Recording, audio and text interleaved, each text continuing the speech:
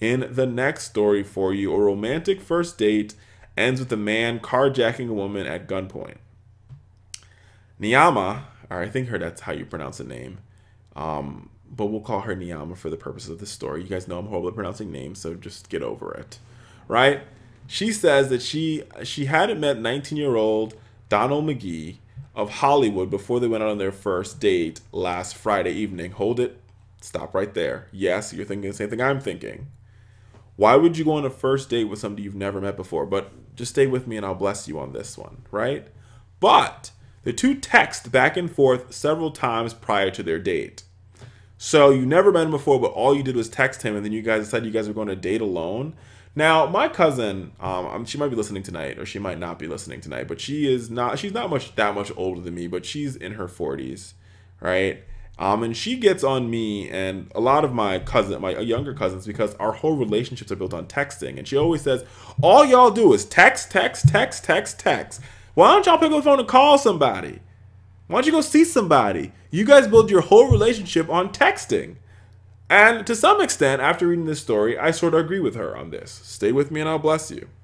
The two spent some time, I guess the date went really well. The two spent some time walking and talking on the Ocean Inlet Park in Palm Beach County, Florida, before ending the night in a parking lot at the Wendy's on Boynton Beach Boulevard.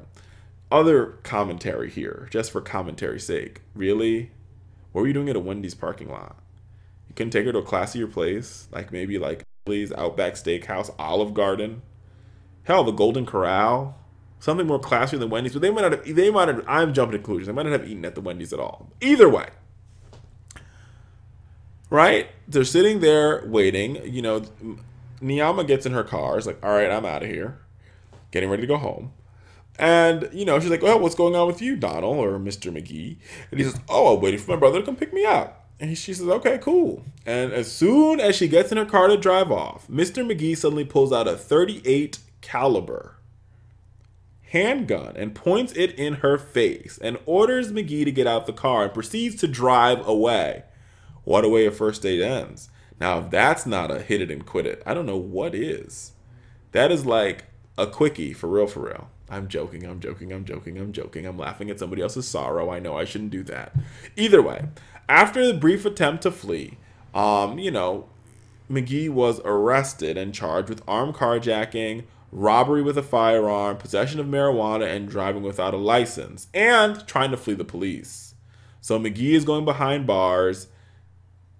The young lady's gotten her car back.